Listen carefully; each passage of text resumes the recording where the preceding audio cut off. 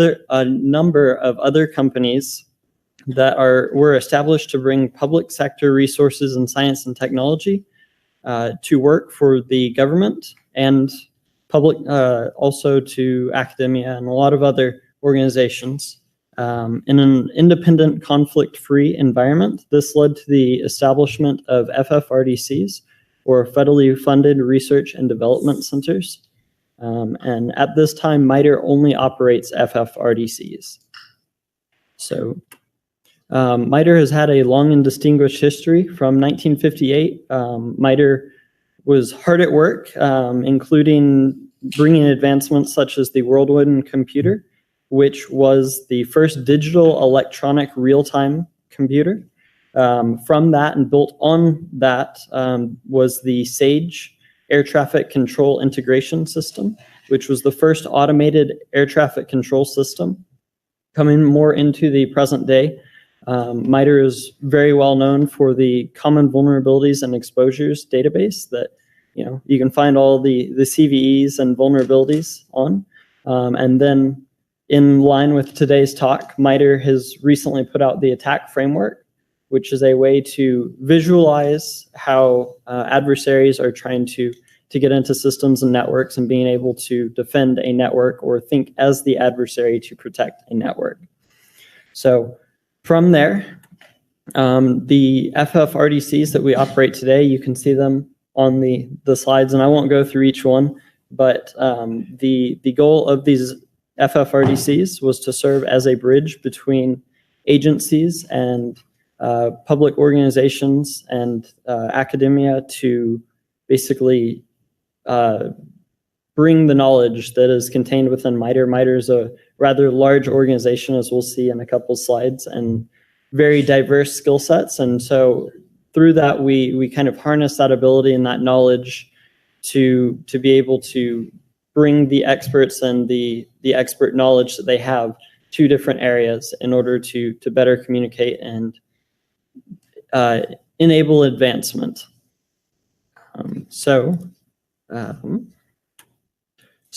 understanding the FFRDCs a little bit better. FFRDCs have multiple requirements that they have to meet. Specifically, FFRDCs must meet a long-term research and development need that cannot be met by in-house staff or traditional contractor resources. Additionally, FFRDCs must have objectivity and independence from organizational conflicts of interest. And as a means of doing that, or as a result of having that conflict of interest, or the lack of conflict of interest, we are able to receive access to sensitive and proprietary data beyond what is common in contractual relationships. And this ensures that we can help our sponsors in the best way possible. By having more information and having a more accurate picture of what they are dealing with, we are able to better tailor the solutions and ideas to their needs. And so we're able to provide guidance in critical situations and situations where there may not be a clear-cut answer. We can provide a solution that will, meet or go along with what they're looking for. And then finally, it is especially valuable for those problems. As I had mentioned, the vast expertise enables finding the person who is an expert in that field within Mitre to bring their knowledge to bear against the problem and to, hopefully make something that seems impossible much more possible, or at least give a guidance on whether or not that solution or that problem can be solved at this time. So then onto our employees. So as I had mentioned, we have a lot of employees. This says 7,300, but I believe we're now over the 8,000 mark in a variety of different areas spread out throughout the country and abroad. There's a high emphasis on advanced degrees. As you can see, 67% of Mitre employees have an advanced degree. And with that large number of advanced degrees within Mitre, there's also a lot of encouragement and help from MITRE to pursue advanced degrees. There are programs within MITRE to, get partial or I know at least partial, but I know that there are programs where you can do, for example, a PhD while working at MITRE, where they basically do part-time or it's full-time towards the PhD, and you're still being a MITRE employee, which is excellent. There's also significant years of experience, 25-year average experience within MITRE. So a lot of people who've been in the different industries that we have or that we serve, and that have been at, in the industries, lots of experience from that. And then a lot of those are staying at MITRE for a long time, 12 years average tenure. So pretty good retention rate, which is excellent. So our capabilities, MITRE has traditionally been more of a systems engineering, signal processing, and acquisition based company. But in addition to that, we now are we now have evolving capabilities in cybersecurity, mobile tech, and social software, in addition to so many others. So if you're interested in something, most likely MITRE has a team or a project that in some way serves that area.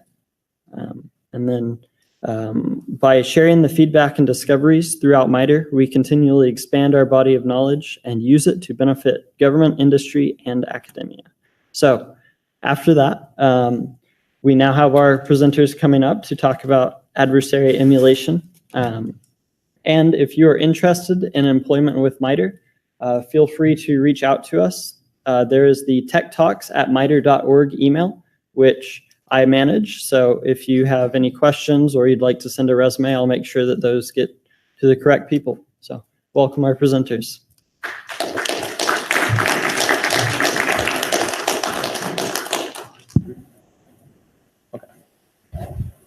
Yes, I am. Can everybody hear me okay? Yes, sir. In the back too? All right. Let's pull. All right. So my name's Timothy Schultz, and I'm a cyber adversarial engineer here at MITRE. So a little bit of a mouthful. These are my colleagues, Jamie Williams and Daniel Weiss. And so they'll be presenting the sort of second part of this talk. And so the way we've set this up, and it's the story I sort of want to tell you guys about, is how we do our jobs here at MITRE. And so that is in the area of adversary emulation. And we'll get into what that is. But what I'd like to do is sort of walk you through how we do adversary emulation as a sort of a process, what it requires, the information we need, and then the second half is going to be Dan and Jamie talking about how we take that process and how we've applied it. So when I talk about adversary emulation, the first question that naturally comes to mind is, what is that? And so I sort of want to draw you to security testing overall. Security testing, whether it's penetration testing, whether it's doing just quality assurance work, a lot of that is focused on goal-based results.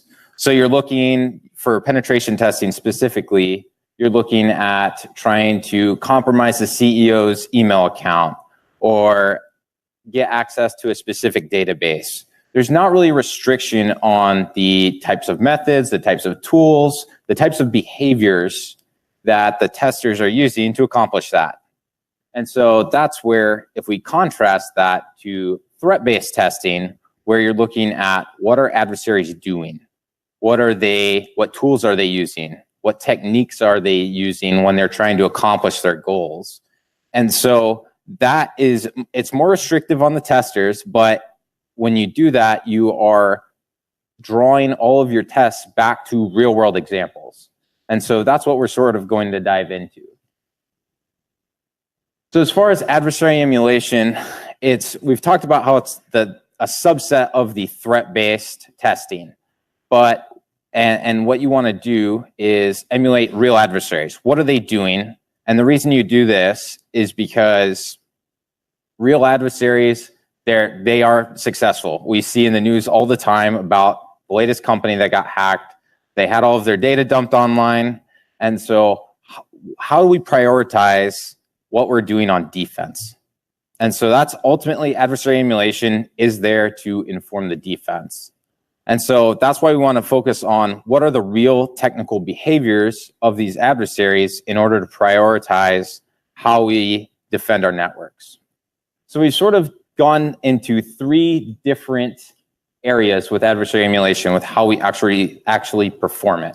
That's analyzing the adversary's behavior, developing a methodology of what that adversary does, and then from there, actually performing the emulation itself. So the first question is, who do you want to emulate, right? You could pick any adversary.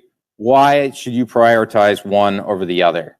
And so this is answered by a couple questions. And so this is going to be something that is specific to either your company, a group, or you. Maybe you're trying to figure out who you're worried about. And so maybe you already have a defensive team in place. You have a security operations center that is being attacked, that is repelling intruders.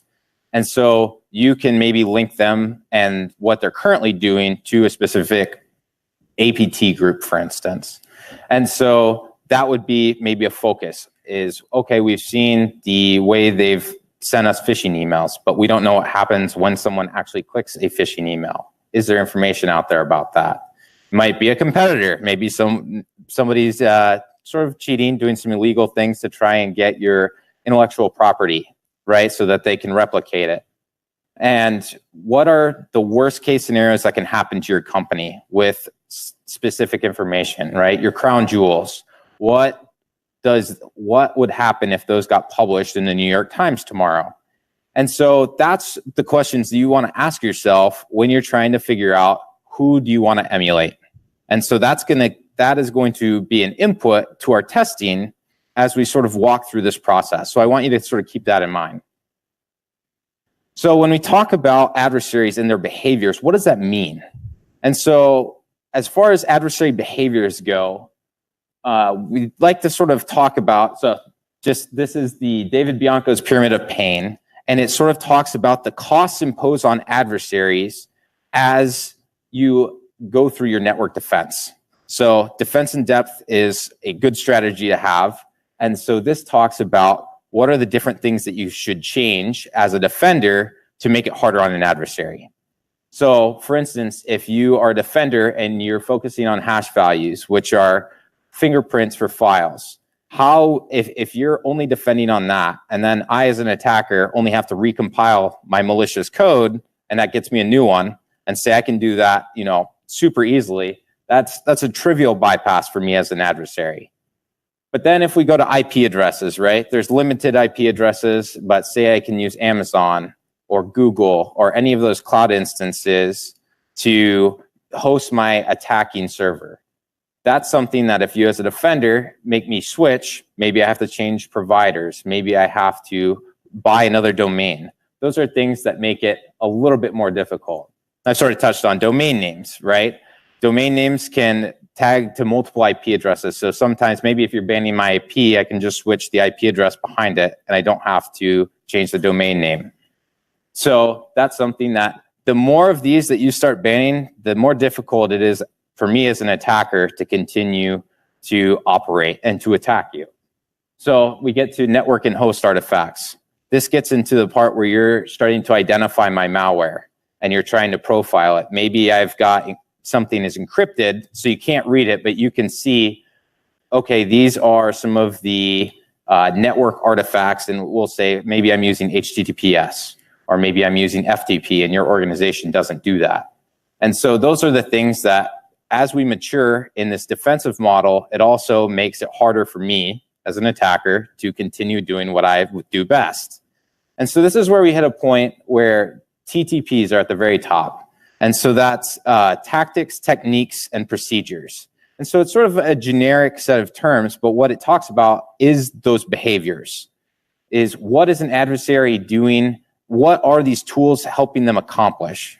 And so if you look at this, a set of TTPs, and you're able to make me as an adversary completely change how I approach attacking your organization, that is a huge cost on me. I either have to develop new malicious software, I have to maybe hire a new team to come and give a fresh look at our problem of attacking you or stealing your information.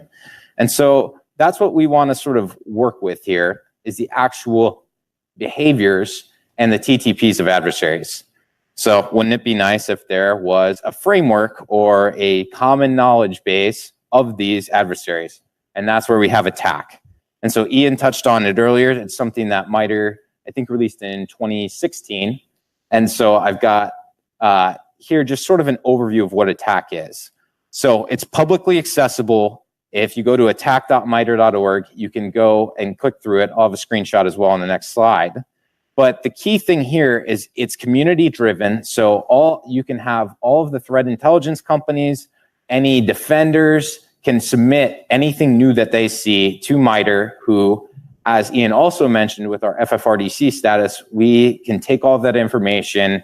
We're a trusted broker of giving this information out to everyone. And so that's where this has the real power, is that ATT&CK is driven by the community. So it's not just a single sector or group that might be attacked by only one or two adversaries. We're trying to create this huge community that encompasses everyone and all domains, regardless of whether it's in information security, defense, aerospace, you name it. Hopefully we have people contributing to ATT&CK. And so the way ATT&CK is set up is that you have just a single row at the top that sort of acts as the header. And so this is the tactics, and those are meant to capture the technical goals of adversaries. And so you have command and control, you have exfiltration, you have execution, and on and on. And so we have, I think it's 11 different tactics. Make sure I got my numbers right here.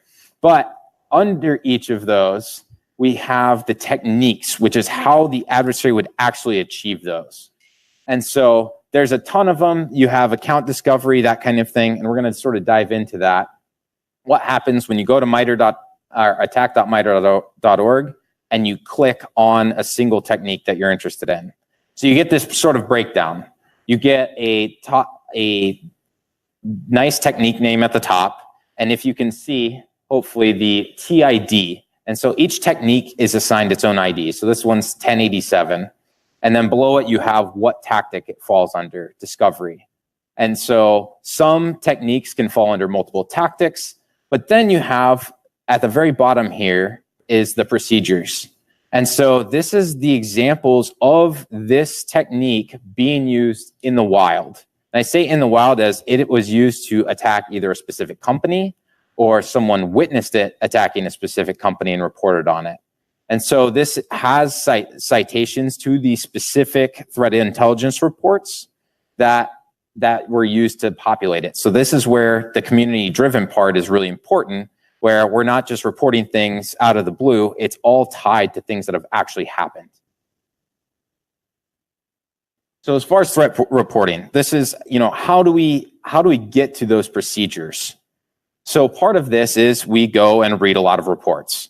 Anytime you have companies like FireEye or Palo Alto has Unit 42, and they all come up with reports based on the information they're getting from their customers that have deployed either their software, their endpoint protection, and they get all of this information and they're trying to analyze it for adversary behavior.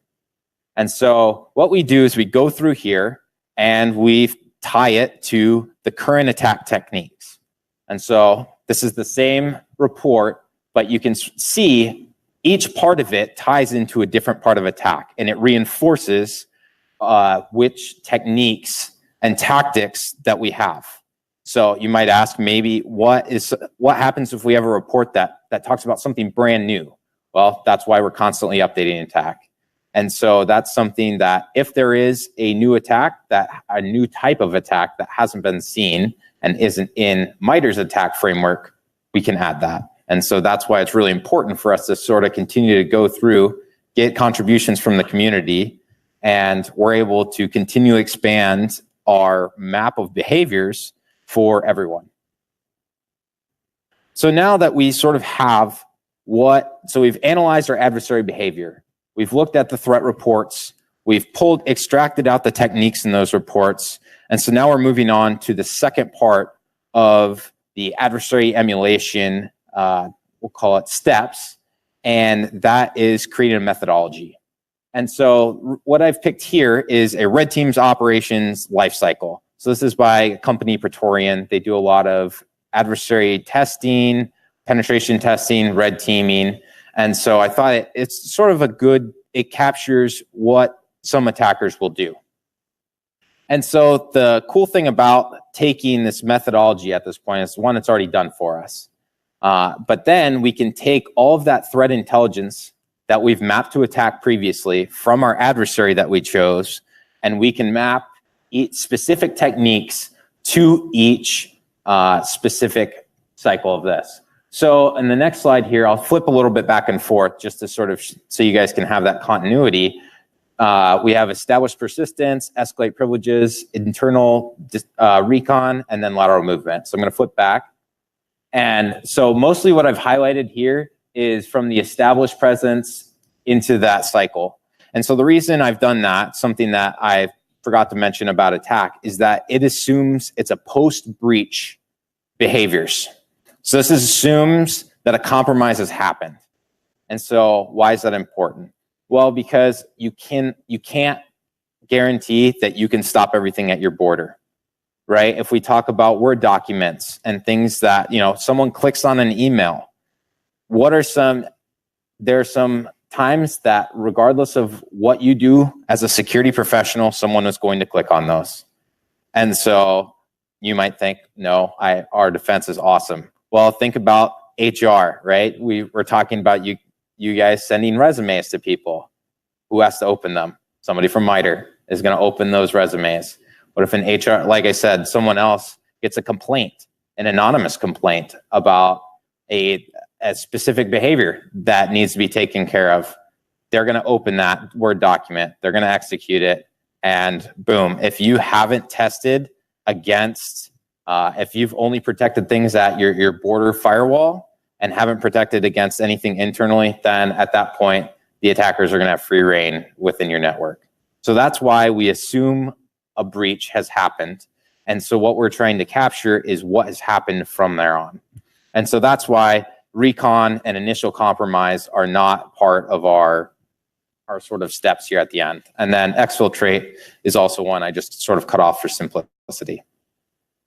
So if we look at this, right, we have our technique IDs, T1136, create account, right? These are the things that we extracted from our threat intelligence, and we're linking it to our adversary methodology. And so I've just picked a couple from each one that sort of would show what a specific set of steps would look like if you were going through and just playing this. Now, we're keeping this at a high level right now. We don't have specific commands or anything, but we're going to get into that. And so maybe depending on what you're doing for adversary emulation, this plan is enough.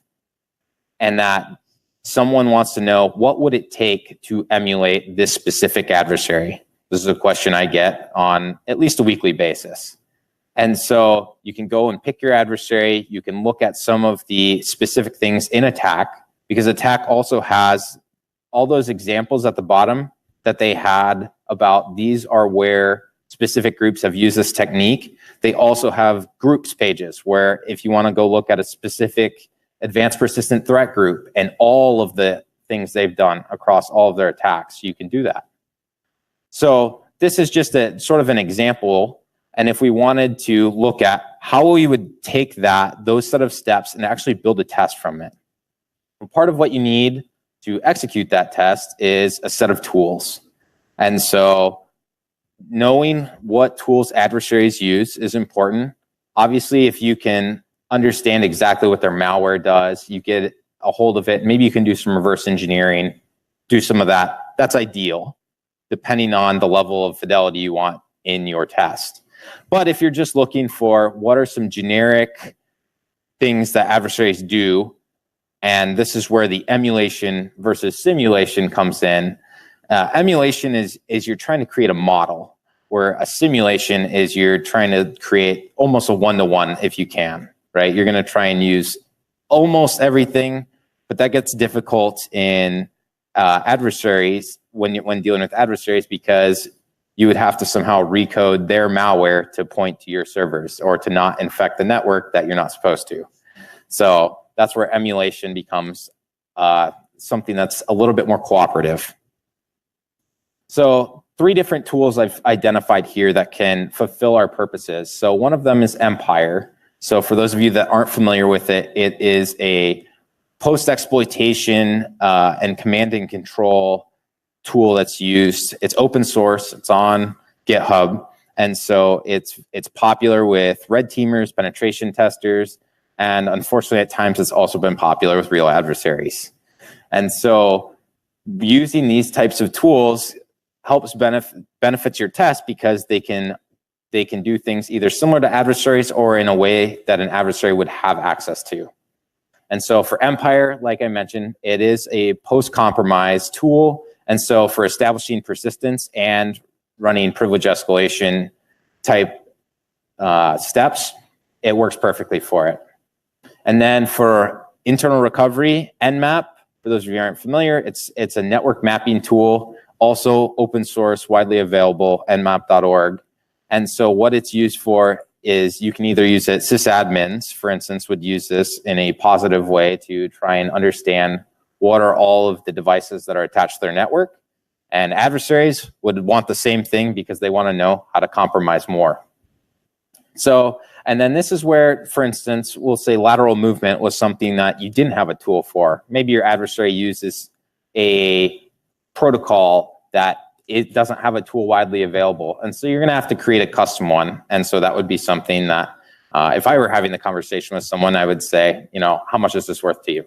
Because custom development can be either extremely easy or super complex.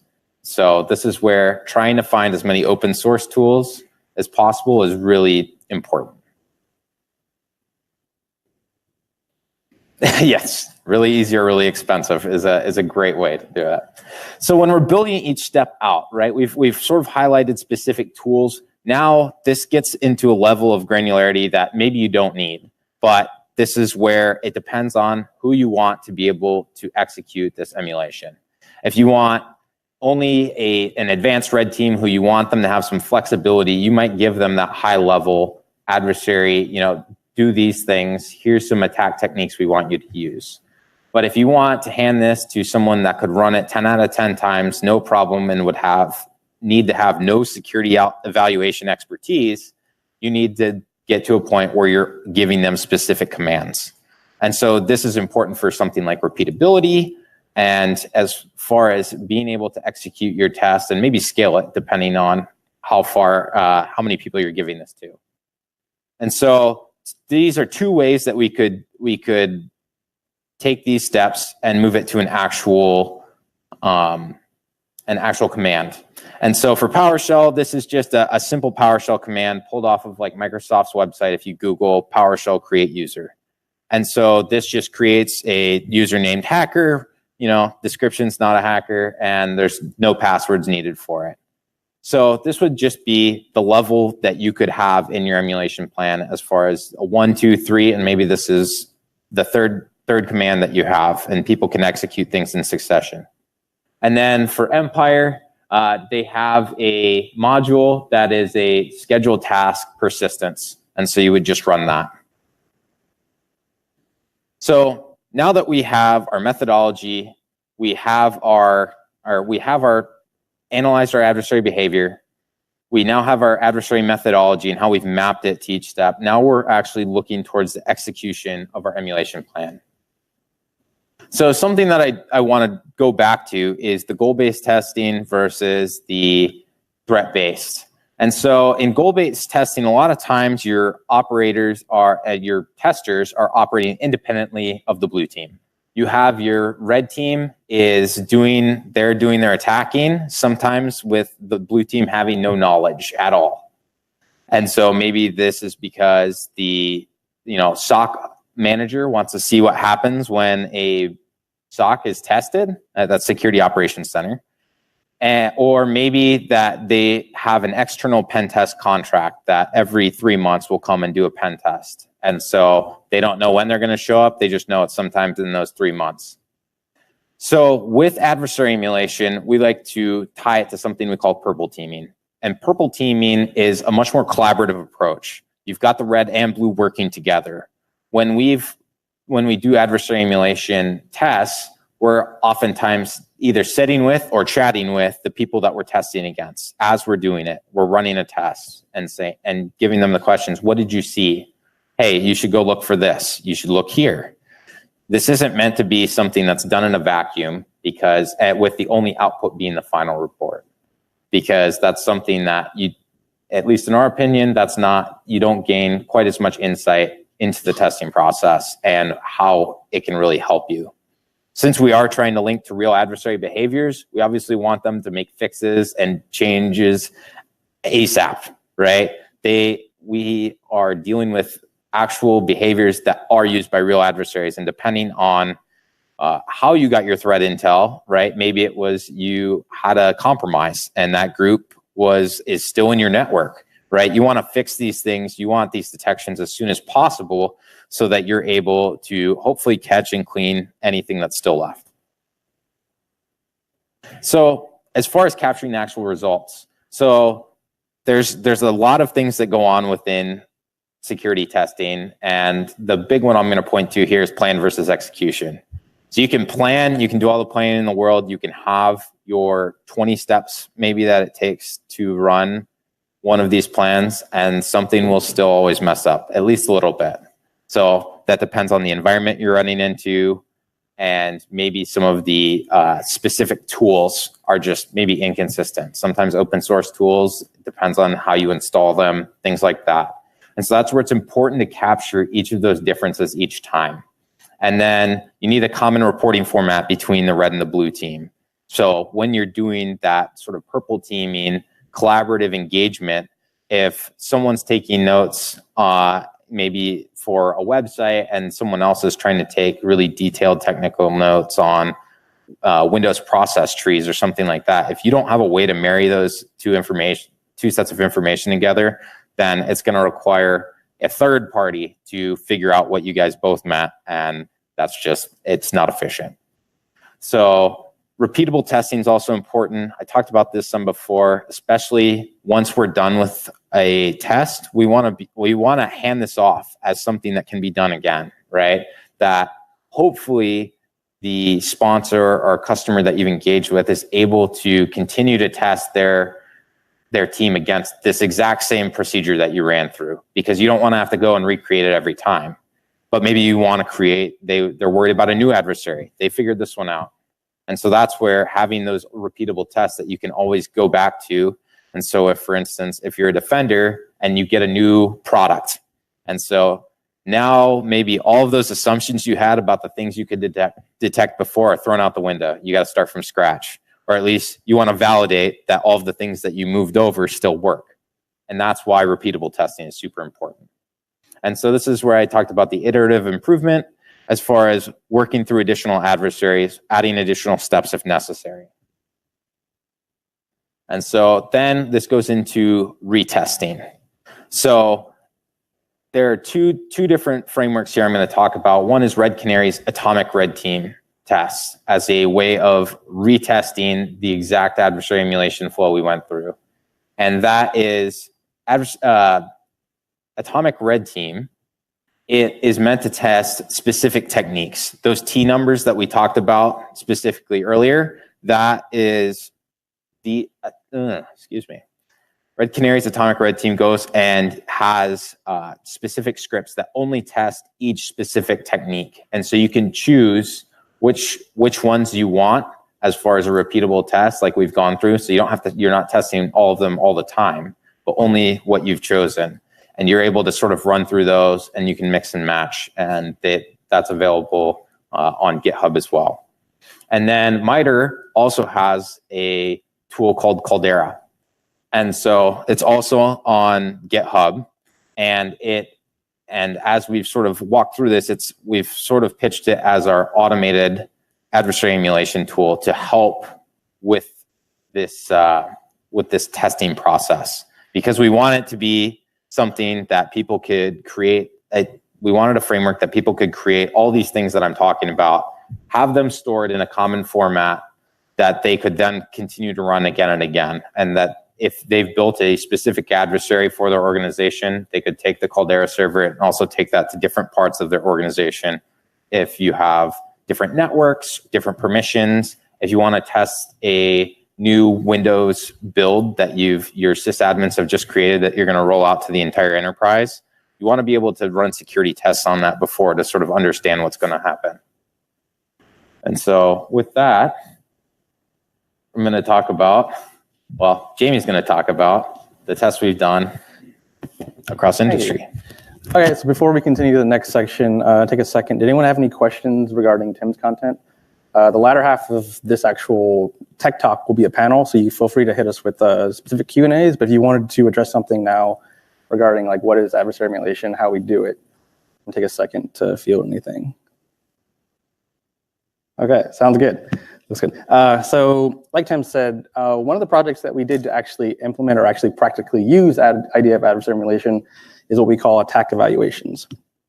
Basically, the idea here is actually two-pronged. So firstly, providing you as the community insight into how security detection capabilities actually detect threat-based behaviors. So the idea was we ran known behaviors of adversaries against detection capabilities and documented the actual output of those capabilities. The second part of this is what Tim alluded to earlier, is threat-based evaluations to the actual products, providing toward the vendor an assessment of their current stance and what they thought worked and what detections they have implemented in their products, giving them an evaluation of how those stack up against real adversary behaviors. So everything, two main principles I want to point out here on the basically foundational principles of attack evaluations is firstly transparency.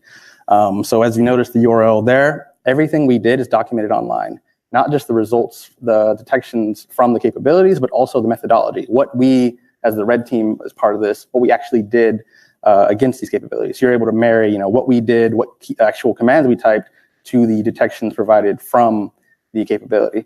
Second main principle is collaboration. So like Tim mentioned before, we wasn't just like we ran something in a black box and then we waited for results. We actually worked with the vendor and collaborated and implemented this purple team methodology. So can I give you insight into how we actually executed it and the process we took to execute these evaluations? We're engineers, so we like pretty diagrams that kind of conceptualize everything.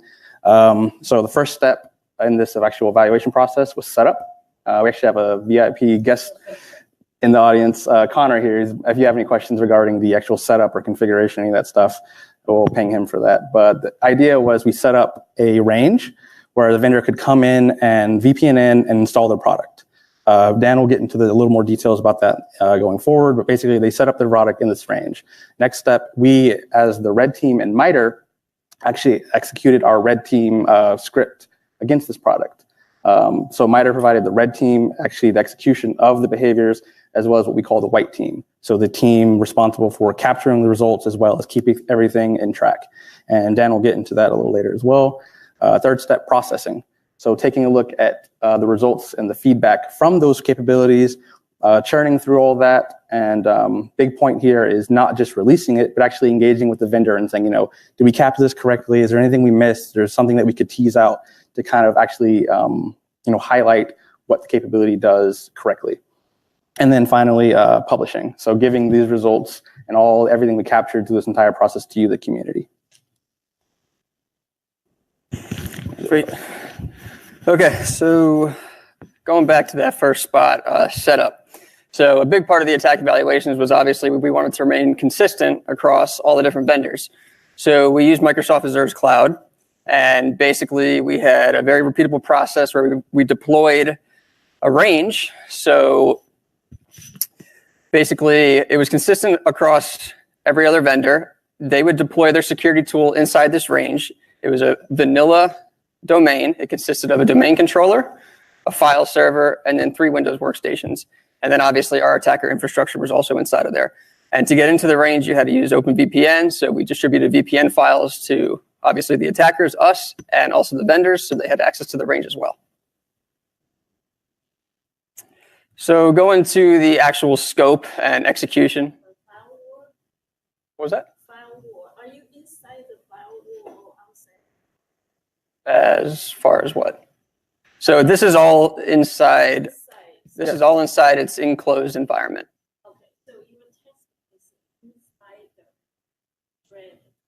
It's all post-compromise. Yeah, so as an example,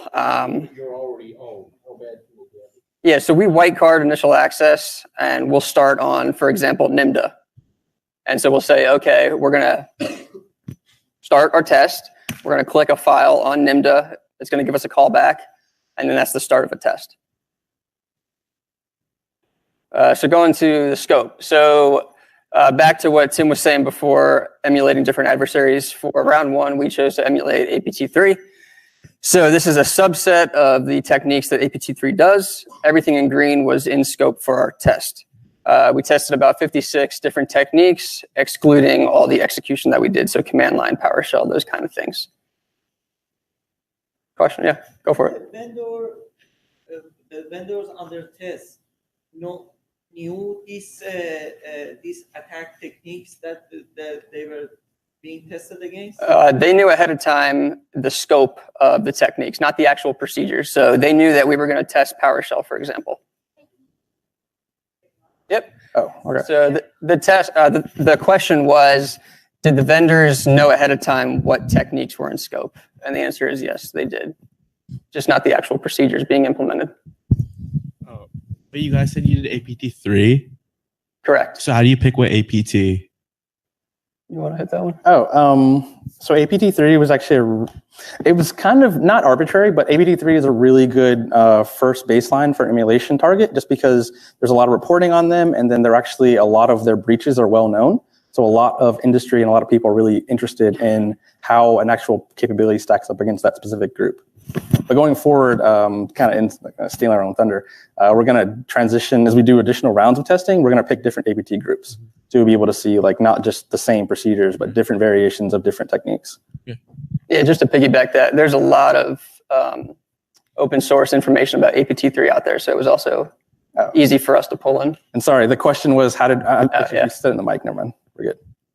Is there any techniques you cannot discover or find because it's very difficult? So a lot of the foundation of attack. Real good, you never know. Yeah, that's and Also, attack is based on open source reporting as well. So there's also some biases based on reporting. So like you said, I imagine there's some like close held things that, vendors and report producers aren't actually disclosing to the public.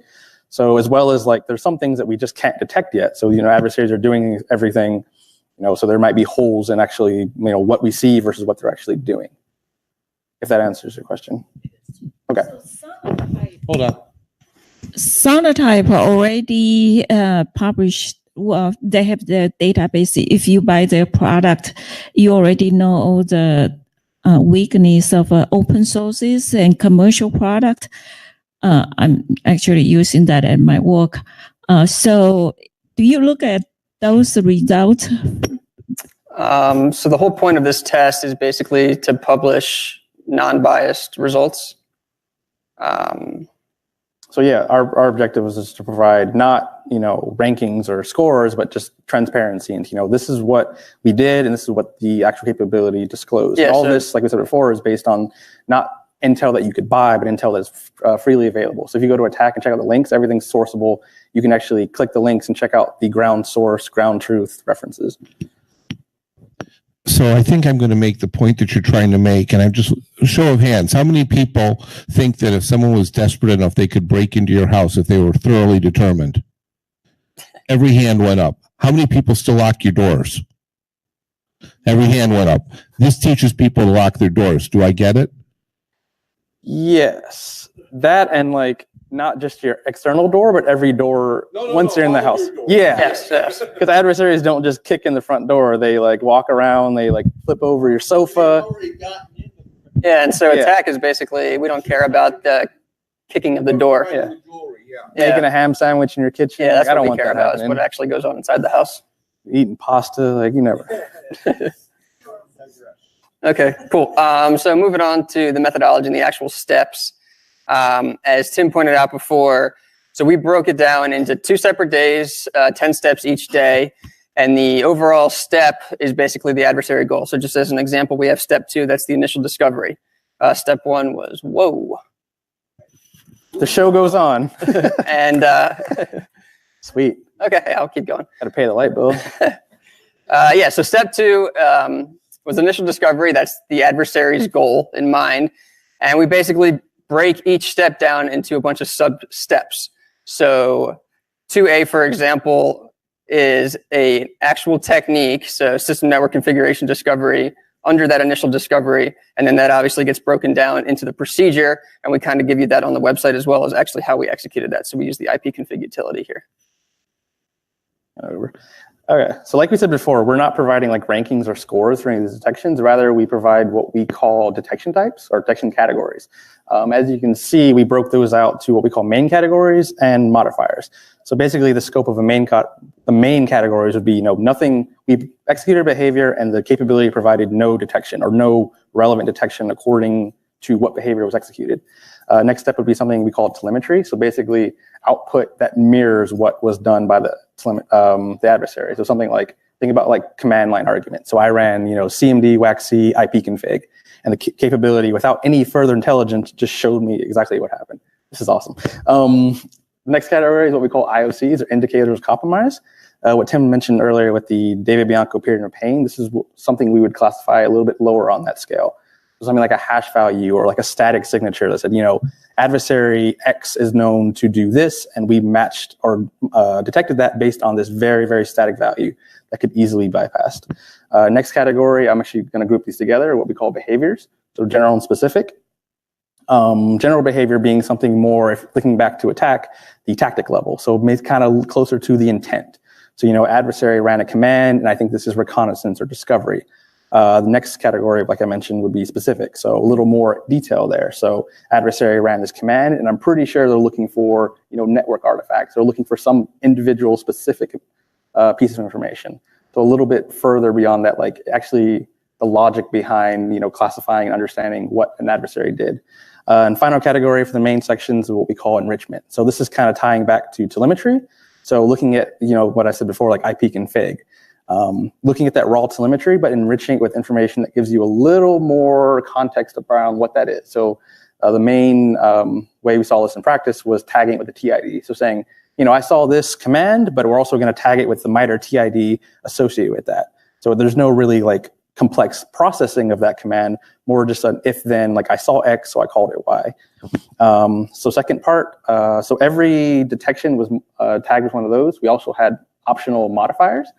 First of which is delayed. So the idea here was, we ran our behavior, and outside the normal processing of the capability, there was some delay in producing the output, whether it was like, additional processing on the back end or waiting for additional like parameters to be, or thresholds to be met. There was something that delayed the output from the capability. Next would be the idea, this is a little bit kind of tricky to explain, or I guess conceptualize sometimes for new people, is tainted. Basically, the idea here is, were you able to correlate an event to previously known or identified malicious behavior? So the idea would be like Tim said before, maybe I send a malicious email to HR and they open it and it has a malicious macro in it. And then from that macro, I get a call back and I start running commands. The idea of tainted basically captures, can you tie those commands back to those previous actions that I did to paint that complete storyline? Final category, I guess, for the modifiers, what we call config change. So like I said, or Dan said before, the vendors were able to VPN into the environment and configure their tool. But throughout the testing, there was opportunities, or I guess situations where we tested something and maybe they missed it or they didn't like the detection that was output. But with a minor change, they were able to remediate that issue. So we gave them opportunity to make that config change, and we documented it and we captured the detection with a different configuration from their initial setup. This is kind of a weird placement for this slide, but here's a list of the vendors that actually participated in evaluation so far. So we call this, the first initial wave was released back in November. You might recognize some of those names. And we also offer what we call rolling emissions. So I think the first two, Cybereason and FireEye, have already been published in February. We also evaluated Palo Alto and are working on getting those results out. Sweet. Okay, so this is what the website would actually look like if you were to go into a specific vendor and click on a specific step or click on the All Results tab under a specific vendor. And so if you do that, we again break it down by step. And so we first give you basically some context of what that procedure is actually doing. And then we map it back to ATT&CK with those TIDs and the actual technique name. And then to what Jamie was saying, we basically abstract what we did and tie it to a specific detection category. And you can obviously get more than one detection category per technique tested. Describe what actually happened, why we gave it that detection, and then obviously at the end, we provide that proof with a screenshot. And then just to wrap up, so the whole point of these attack evaluations from a vendor standpoint is basically it allows them to prove what they say they can do. And it also basically improves their defenses. And then from the community side, we basically can see the results, open source published, no bias from us because we're a trusted third party. And from there, obviously, from whatever your organizational needs are, you can choose the security tool that you would want. Question? In your Hold on. Let's give you a break. In your testing scenario, you mentioned that the vendors didn't know your specific procedure that they were being tested. Correct. And then you mentioned that some of them with their initial configuration might not have detected the attack, but then you allow them to do some manipulation in their configuration, and then they would be successful in detecting that. How do you assess their performance? Do you consider them successful or fail in their detection? Yeah, it's right here. So that's not. If you going back to our detection categories, anything where any procedure or detection where the vendor had to make a configuration change, we actually marked it with the configuration change category and provided a footnote describing the actual configuration change. So you're able, as you... So you differentiate between a complete success or this kind Correct. of So yeah, you as the community can take a look at this and see, like, you know, where those configuration changes happened, as well as what was changed, as well as like the initial configuration. Yeah, so you would see it up next to like telemetry up there. So instead of tainted, you'd see like configuration change there. Is that website I tried to get to that, I couldn't. Connor, our infrastructure guy, will take a look at it. Oh, the question was, attack evals at mitre.mitre.org should be publicly available. If it's down, I think that's something we'll point to you for, but Don't put the word attack, it's ATT. yeah, there's not an ampersand in the URL. I've got some questions from online. Got a good question in the room. Yeah. Yep. It'll be, do your question real quick, and then we'll do 4 in a row from online. How were the solutions chosen? So we didn't pick them. We have open calls. So vendors actually contact us and we work out the contract and evaluate them. So it's more of a pull than a push, I guess, if that makes sense. All right. So rapid fire questions here. So this one came in just after Tim. So I don't know if it's directed necessarily towards Tim. Any of you can answer it. But the question is, how do you correctly map TTPs to stages in the cyber kill chain? So MITRE attack is not a kill chain, but if you look at the actual tactics, they do align with a kill chain. Not perfectly, but in terms of like the idea of like a tactic being a goal and the kill chain being steps, there is a correlation there. If you check out the attack site, there actually is I believe somewhere in the top in the getting started section, there is a rudimentary like mapping of attack to the cyber, I think it's the Lockheed Martin cyber kill chain. Okay. All right. Next question is, what does your initial cohort have to do with your APT testing? Okay, so going back to that slide, that was the group that everyone in this slide was evaluated based on APT3. So that initial cohort were evaluated on the APT3 emulation plan that we built that Dan described here, and which is all documented online as well. So going forward, we will be hopefully going for round 2 evaluations, which will be a different APT with a different emulation plan, different procedures.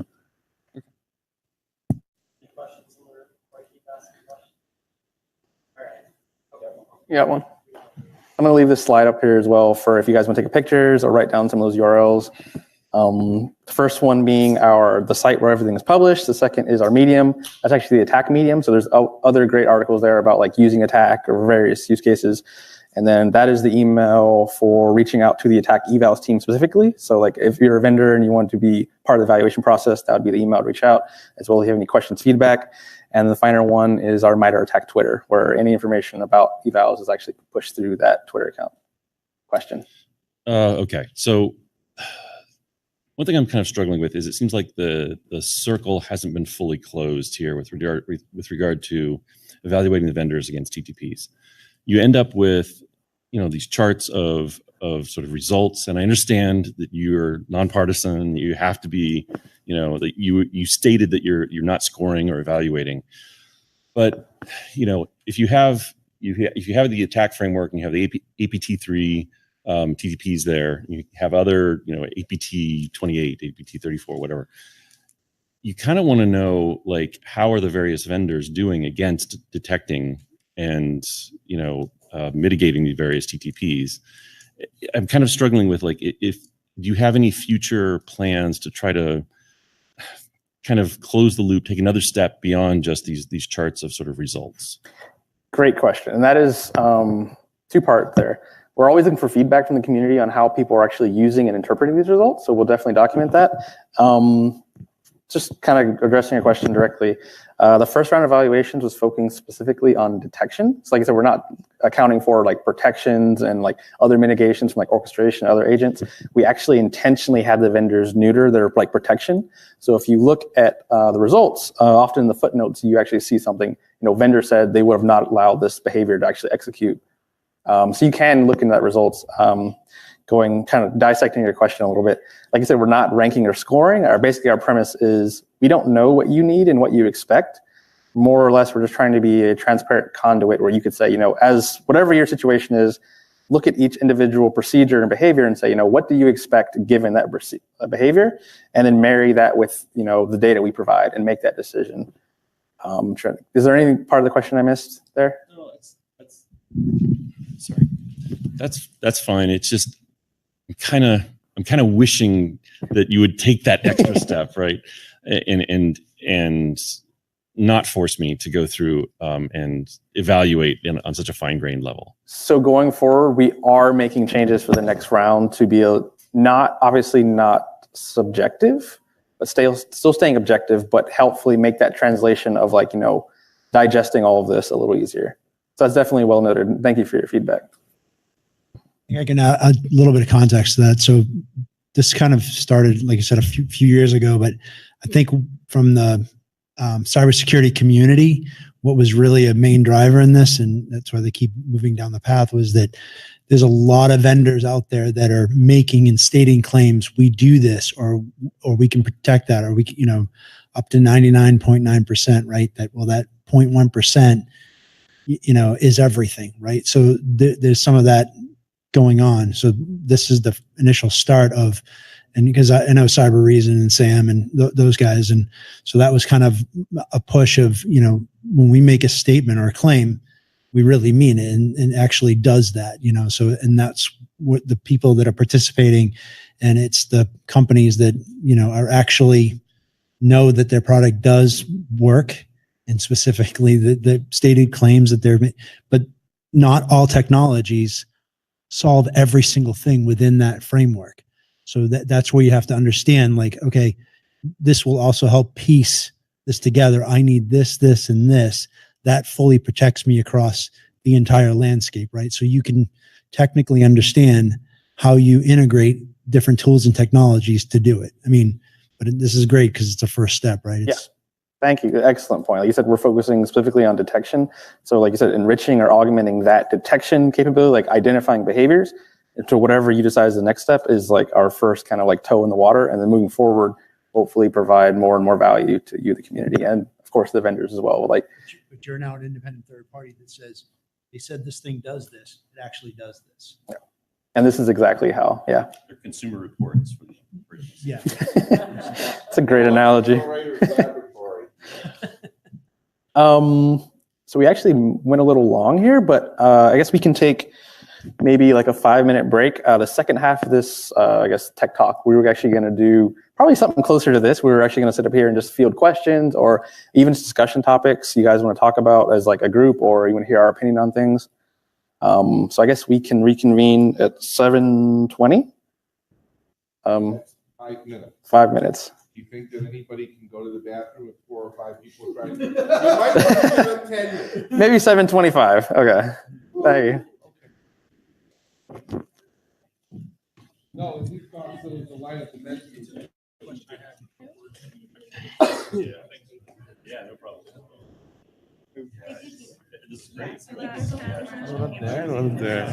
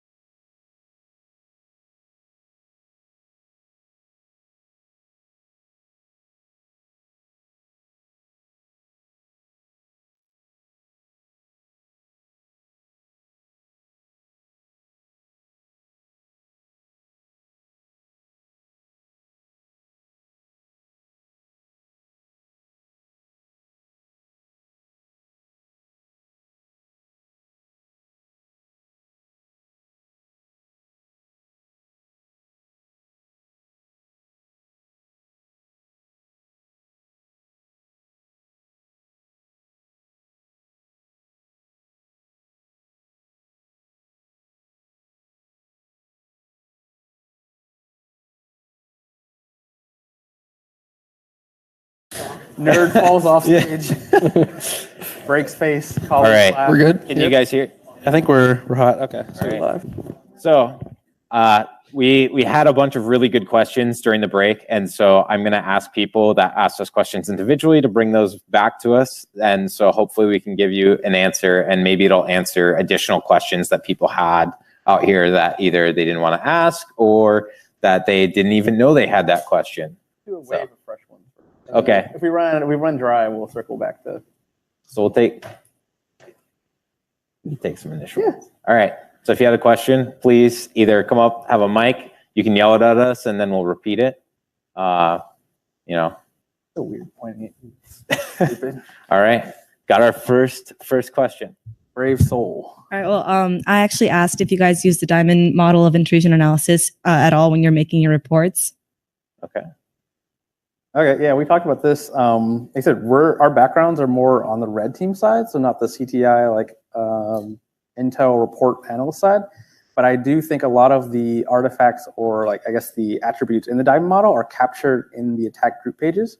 I don't think there's a direct translation there, but a lot of our staff that works on that process are actually born and raised on the diamond model, and they're big fans. So definitely check out the attack resources page. I think there might be something in the methodology of attack that makes that translation between the diamond model and attack. But did that cover your question? Yeah. I wasn't going to keep ranting, but. In addition to that, we will have in June a talk about cyber threat intelligence that I believe includes talking about the diamond model. So come back in June.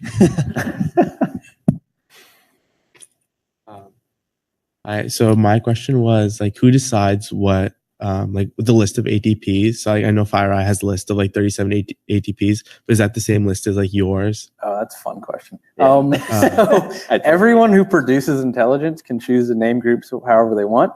So if you check out the attack group pages, we have what we call aliases. So if you see one report producer refers to them as Gothic Panda, which is FireEye calls them APT3. We try to make that translation of these different reports are talking about the same group. So that kind of might overlap with the diamond model question and looking at these reports, are they talking about the same person? As well as if you check out, there's some great crosswalks online that does translation of different vendor X calls them this, this vendor calls them this community calls them this, et cetera, et cetera, et cetera. Yeah, naming is hard. So it's most of the time you have, if you are defending and looking throughout a network and maybe you identify a specific adversary's behaviors happening, right? And you determine that, their malware does this thing. The question then becomes, how do you determine across 10 organizations that it's the same group, right? Ideally, maybe you find a command and control server that all of them are calling back to. But for some of the really good adversaries, they're changing those pretty consistently. And so how do you link that? Sometimes people do code analysis, but the issue also becomes that FireEye and Cybereason and all these different groups, they're all doing all of those, that same sort of research on the adversaries, the detections on the adversaries, and they're coming up with their internal names, right? And so then eventually when they all publish their reports, they all publish about the same group under 3 different names. And so that's where Jamie mentioned we have to take all of that in and sort of figure out, okay, these 3 are the same. These are, here's how we're going to refer to it when we're doing our reporting. And so that's something that, I told you individually, was that if you ask about every cyber threat intelligence person, they will probably give you a different answer and a different rant about, how they think it should be named and how everyone should work together and do all of these other things. But it's sort of a fun question. And so I'll answer your follow-up one too, which was talking about APT3 specifically, and that because we now know what they do, are they no longer an advanced persistent threat as far as 3? And so it's a good question from a couple of aspects. The first is that, so APT3 is exactly that, a name. Right? It's not at the time of the naming. And when FireEye first released APT1 back in 2009, 2010, I remember the day the report came out because I read it, but it was it was at the time, that was the sort of industry way of communicating that this was not just a normal run-of-the-mill malware or hacktivist was another big thing at the time. That this was an adversary that had a clear goal, and they were chaining things together, right? They were either trying to get information and extract information. APT1, for instance, was, I think was infected some people for 6 months to like 3 years, and all of that. It's all in the initial report. And so that's where sort of those names come from, is I think some of it's historic. But as far as our reporting, we don't downgrade people just because, later on we sort of are able to have a really good look of what they did. Because if you see some of these groups that have been active over the years, there's almost iterations of it. Right? Maybe the version of APT3 that we emulated for this is, you could even market a specific time frame. I'm not saying we could, but that might be something that if you have enough information, you could say maybe this was the 2012 to 2015 version of it. Yeah, like a campaign. Yeah. Yes, thank you. And so that's where you'll see these same groups evolve. And so that's where you have all of the cyber intelligence or threat intelligence vendors are having to link them through different things. And that's sort of its own issue too. So just to give you an idea of some of the problems and challenges in the space and how that relates to how we have to map things too. And to piggyback off that, I think APT has become like a muddled term. It's a little icky because it does denote like the, complexity of the group. So like if you look at attack, we tend to refer to them as like groups or like threat actors or adversaries rather than like advanced and using like adjectives that like denotes what we think are how awesome they are, or I guess not awesome, but I like them. Yeah, something that I'll point out that you don't see in attack is we do not have rankings on how hard the techniques are. So, and that's where, right, determining whether someone is advanced or not, that has different definitions depending on who you talk to as well.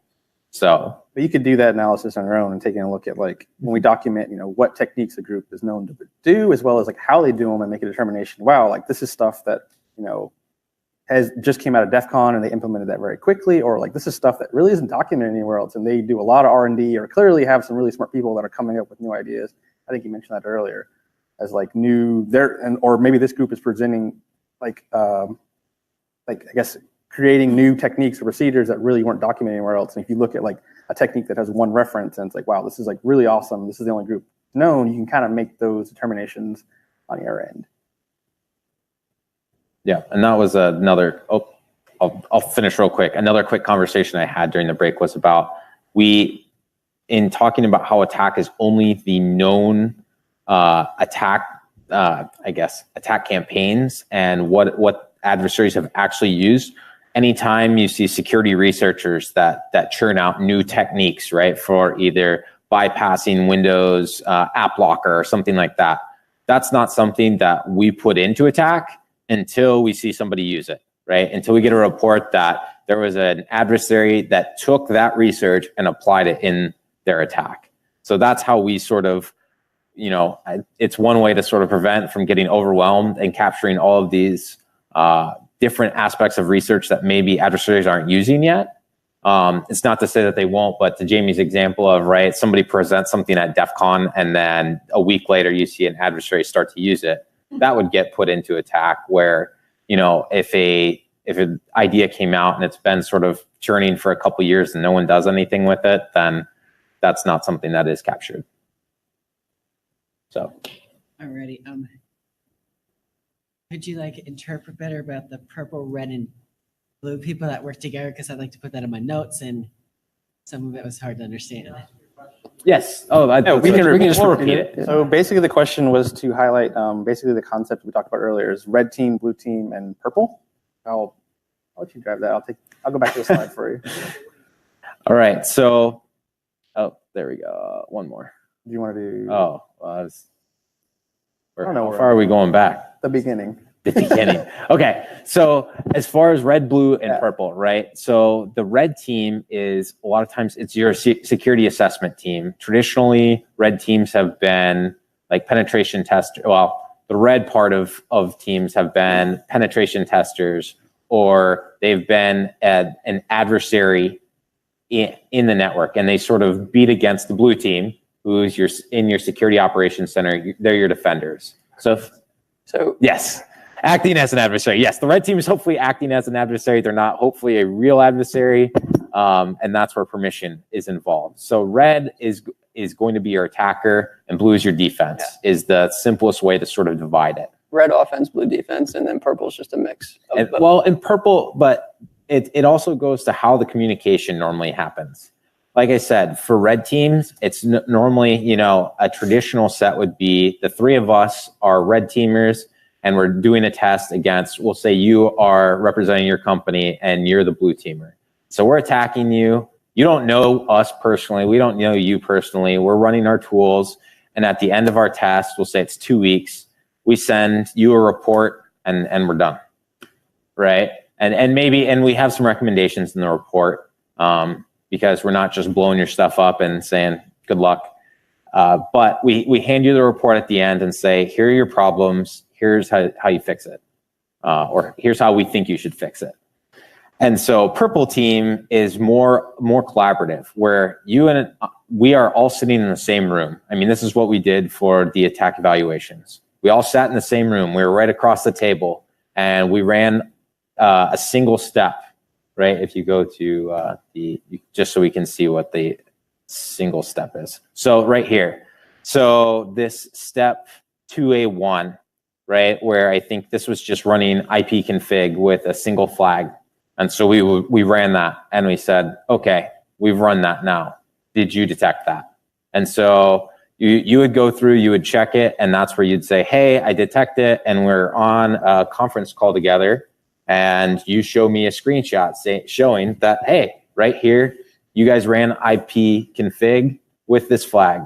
And we say, cool, you know, check mark. And then, you know, this is where we go and line up with the different detection categories that we had, where, okay, what did you show me with just, you detected it, you detected that it was run from this malware tree, this malware process that we clicked on earlier. That's sort of the thing, is that it's much more back and forth and not two independent parallel teams that then sort of maybe converge at the end if you're lucky.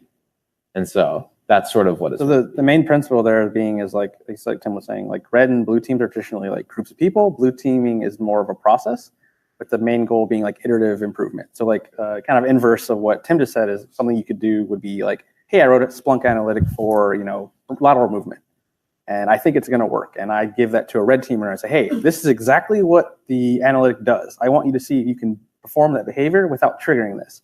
Maybe they do something and it gets by it. So you improve your analytic and keep going back and forth and saying, you know, I improved the analytic, can you still get by it? Go back and forth like that until eventually you have something that you're pretty comfortable with and say, you know, I don't think an adversary realistically could get by this according to my like cost of implementing this and threat tolerance, et cetera, et cetera.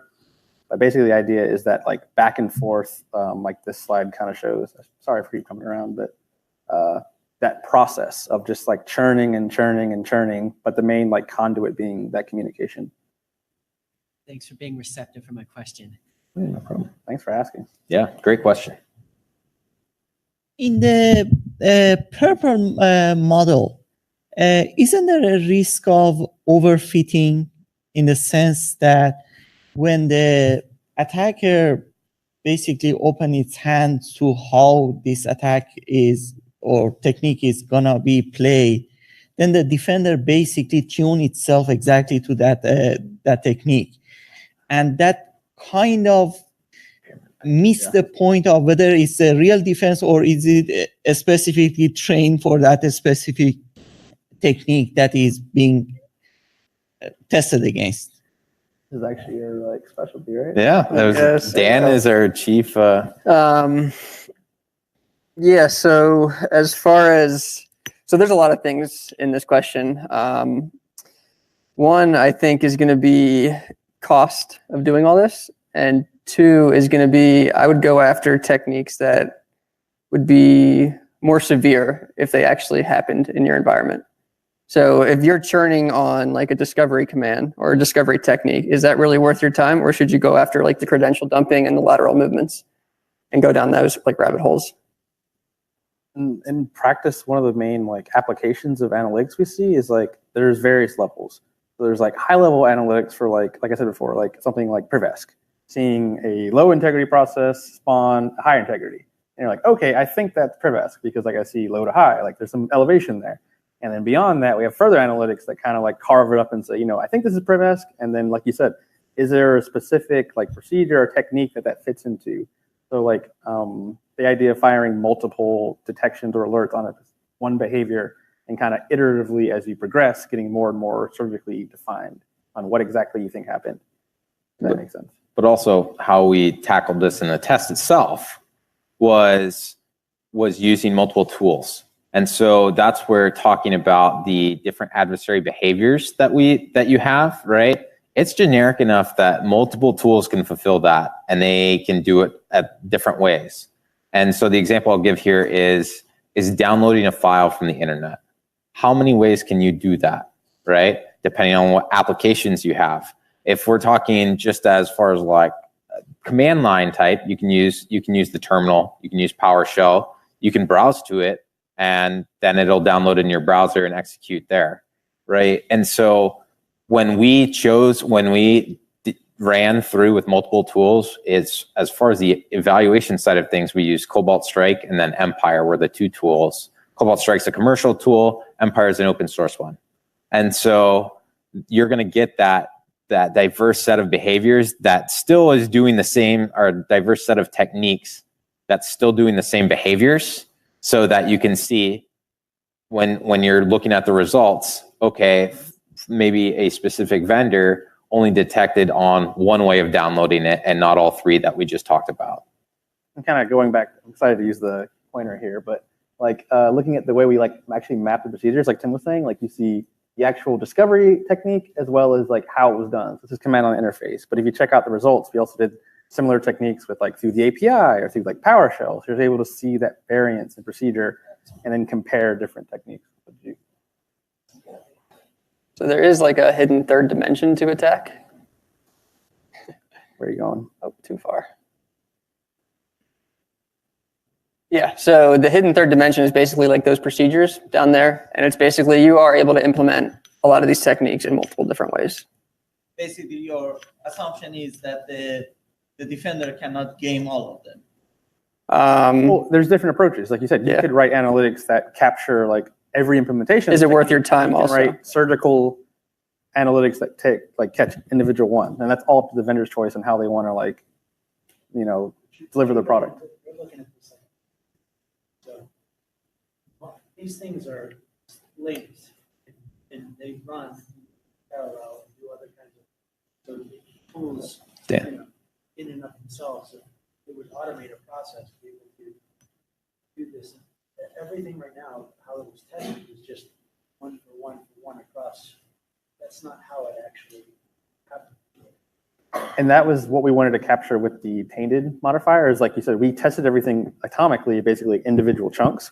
But could the capability also like tie those together and say, this same process that did this also did this, spawned something else, downloaded this, and this is like one coherent storyline of like crappiness. That makes sense.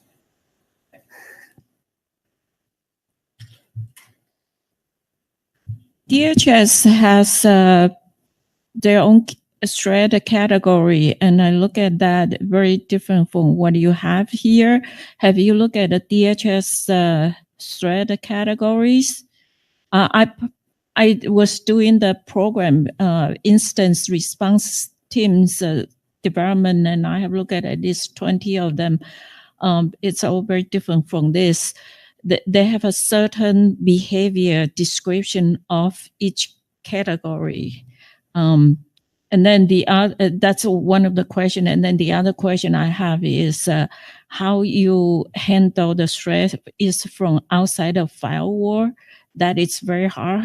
A lot of attack that you assume you already get into the system. But the one from outside is the hardest. If you have firewall that can still get in other than the phishing or the email attachment, is there any other way that the threat can come into your system through your firewall without the email attachment URL? that kind of things. Have you looked at those? So I'm going to do those in reverse. Yep. Are you familiar with the DHS stuff? I'm not. Okay, we can speak to it. So not pictured here is the 11th tactic in attack. It's actually initial access. So some of the technique stuff that are like you said, spearfish attachment. Well, there's also things like exploit public-facing infrastructure. So something like, or application, I believe it's called. But it's like you said, attacking something in a DMZ and then swimming forward from that. But this is what we call attack enterprise. So like Tim was saying before, it's right of boom, post-compromise. We also have another framework we call pre-attack, which is what an adversary does leading up to gaining access. So it's things like, figuring out what target, staging infrastructure, setting up their C2, all that stuff. In terms of, like you said, specifically getting through a firewall, I would check out the techniques that are listed under initial access. And I think we don't have anything specifically for attacking, we don't have a framework for firewalls, but some of those techniques and behaviors would fall under, like, I think that idea that you're looking for. Circling back to your first question, there are a lot of frameworks, and we do work in various different spaces, and we have to use those. We're not saying attack is the best framework or the only framework. There's obviously a big sea of different ways to look at things. We try to incorporate ideas that fits our methodology, but we definitely I don't think we've captured or overfit any other specific framework. I think everything can kind of coexist based on your use case. But personally, I'll go check that out. And if you want to, we can exchange cards or something, and then I can maybe give you more insight on have we used this or how it actually applies to. You were talking specifically about these categories or the general. Yeah, this category. Okay. Yeah, I'll take a look at that and see if there's a mapping. I think these were, basically the idea behind these were, kind of what the slide says, abstracting detections from a rank and score and just kind of giving you a high level, this is what it is. We didn't really try to overfit to some specific industry or framework. Yeah. So this is just like I tell Tom always big map across. A lot of similarities. Cyber. Yeah. So if anything, we were great point. We were looking for something like these categories to kind of be inputs into that type of analysis. Like how, if you understand this and how that fits with what you're doing, what framework you're using, you could feed these results into mapping it into whatever framework you use in your organization. And as far as tying this back to adversary emulation as a process, as a whole, there's a reason that this isn't really covered. I guess in the initial one is because this is determining how reporting, right, is going to happen. What metrics you're gonna work with. That is going to be entirely dependent on what your goals are for the tests and what sort of outputs you want, right? Because we're doing so many different, we're trying to do the same tests on all of these different vendors, and we needed it to be consistent. That's why we needed a consistent way to communicate that to the community. So you may be more focused on product type of testing, and the kind of thread I'm looking at more from organization's viewpoint. And also what I really hope to see is to, based on the thread category description, we can clearly identify what's the pattern and behavior, and then we can model that. In the future, we can apply pattern recognition AI technologies. And so based on the traffic, you will be able to say, oh, this traffic is fitting to this model, that traffic pattern fitting the other. I have used Silk to actually, the Silk is the result for the DHS data. And it's very hard to find any kind of pattern because most of the model simulation or any kind of traffic analysis is focused on very short period of time. They assume the attack is all happen within a short period of time, within a week, within a month. Yeah. Anything beyond that, you cannot really find the good data. And if you look at the actual APT traffic, usually is peak and then silent for a long time, peak, silent peak. Maybe in a year, you only see the 3 or 4 times, and that usually persists through 7-10 years before it get FireEye Mendian discover those, or the Shanghai, the red team, or the one in California, the graduate student. They constantly do this kind of their purpose is not to drop a malware or do anything to your system, but to gather information, snapshot of your network, all components. And so they don't have to do it continuously. And so when you see it spike and then nothing happened, you say, oh, it's nothing. We don't know where it is. We don't know how to deal with it.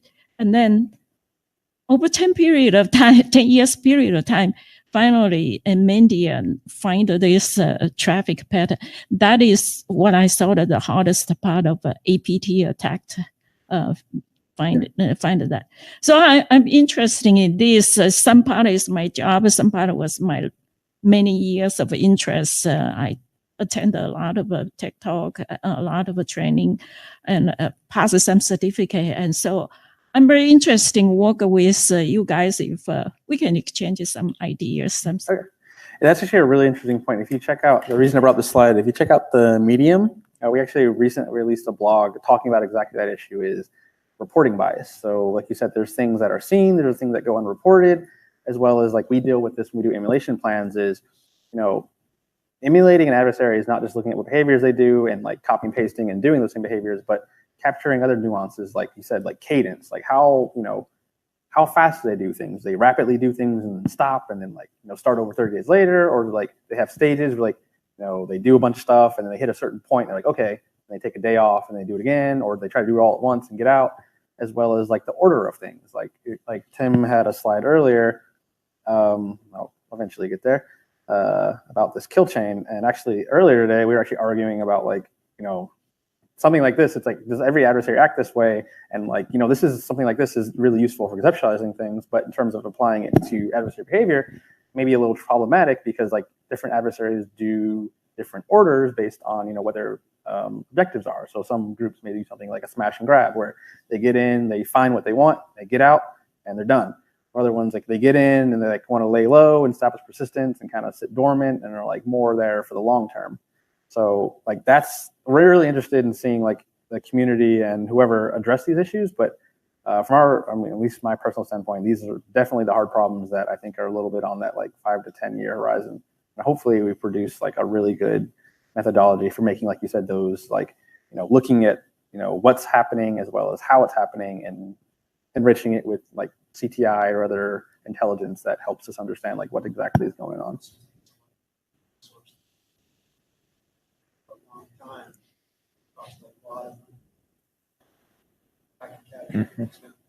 Now structures and being modified and some things start to see yeah. And operating in this space in general, and I say that as cybersecurity, especially in the offense defense part, is that you've got to be okay with not having all of the information, because if we pick this life cycle, for instance, you may have good threat intelligence on the privilege escalations and persistence establishment, but you don't have anything on how they're moving laterally or the internal recon. And so somehow they just keep popping up, and so that's going to be frustrating. And maybe that's part of how you're going to look at things. But that is sort of a challenge to this overall. You figured out how you think ABTX does persistence, and then all of a sudden you realize everything in the environment is being tagged as ABTX, and you're like, well, I think everyone does it like that. Yeah, a lot of people don't store 10 years of data yeah. to analyze it. So by the time what happened, you already lost the evidence. One of the things I think of I have a strong simulation background. So I think simulation always give you some result, and the challenging part is you have a good data to represent the scenario or the model you want to represent. One of the things I think of for this kind of APT system persistence threat is to have maybe different level of modeling. So you model 10 years in different model. Then when you capture that peak point, then you do peak point type of model. So it's two level at least, and maybe more than two level of analysis, and you use different strategy to deal with different time frame of data. That's an excellent point. And like, I think Tim mentioned this earlier, but one of the things we do when we look at like an adversary and emulate them is we're actually taking all the available information typically and emulating that. And like you said, different subsets of time, like certain campaigns or like between these years, they might have been doing things a little differently, as well as, like you said, I think adversaries as they operate naturally innovate. They learn things, new things come out and they change. That's one of the balances or like issues we typically have is like, you know, do we emulate all the entirety of the available information, or do we like scope it down to individual things, or do we kind of like do a hybrid that? So there's definitely some biases with intelligence as well as like the emulation. But getting back to the saving grace is, as long as hopefully we're targeting the like top of that pyramid of behaviors, we're hoping that like kind of solves or flattens that issue into something like more tolerable. Fortunately, we are way out of time. We'll pull it over. Thank you guys so much.